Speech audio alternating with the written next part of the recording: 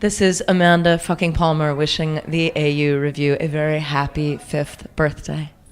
Yeah, I mean, I'm out in Australia right now delivering all the parties that were purchased when the Kickstarter was active. And actually, Australia, there are like 2 places in the world where there's huge clusters of activity. One was the west coast of California. I think there's like 12 parties. And Australia, there were 6. So when I scheduled the tour routing, we just made sure that we routed for 2 days off in Brisbane so I could give 2 house parties because 2 were sold in Brisbane.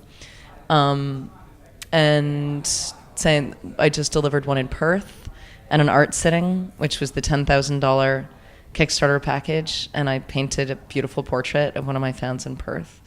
And then I'm going to do a party in Sydney and another party in Melbourne.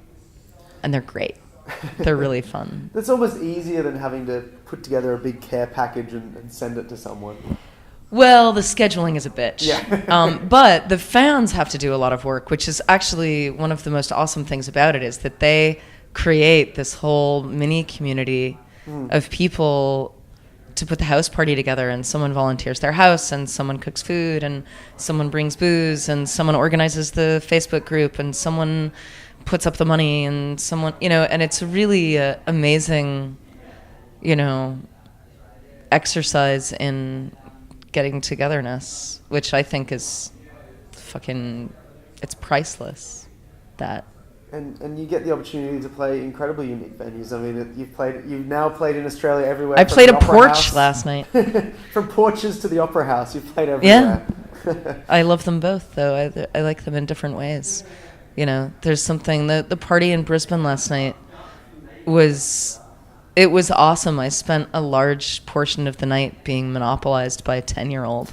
This little girl who just kept following me everywhere and drawing pictures, and she wrote a song, and she and her sisters played piano with me and my friend, and it was like, you can't buy that.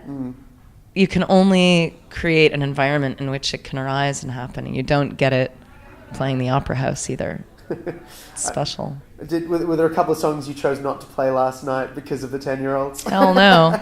I do not censor for children. I think, I may swear a lot, but the message is usually generally positive, so it's fine. Indeed. Well, Nick Cave had a children choir at his latest tour, and every time he swore, he'd look back and look just horrified because there was like just a school of children, literally. I'm sure they did not care. I'm sure they did not care.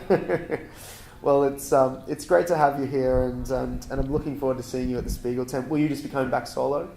I'll be playing solo. Yeah, I might do the crazy Amanda drag in the random people from the street.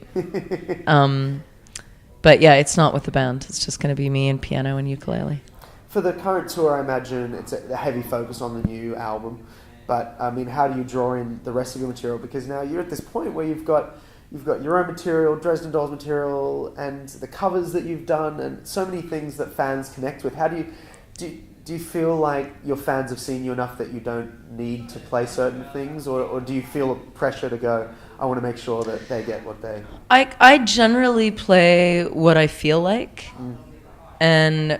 but what I feel like is usually in response to what I know is going to make people happy. It's a nice dance that we do with each other. But I definitely don't feel like I have hits, which is kind of nice.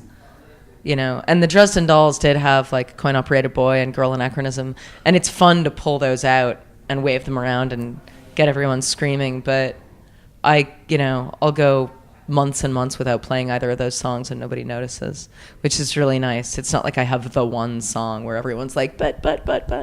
Well, you attract great fans, and I mean, I think that's the key. Yeah, that is the nice thing, is my fans pretty much just want to hear music.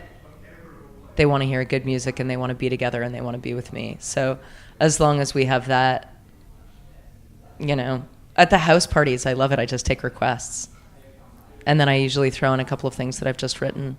But the requests can be all over the place. And sometimes I'll do 2 or 3 house parties in a row and I won't play any of the same music, barely.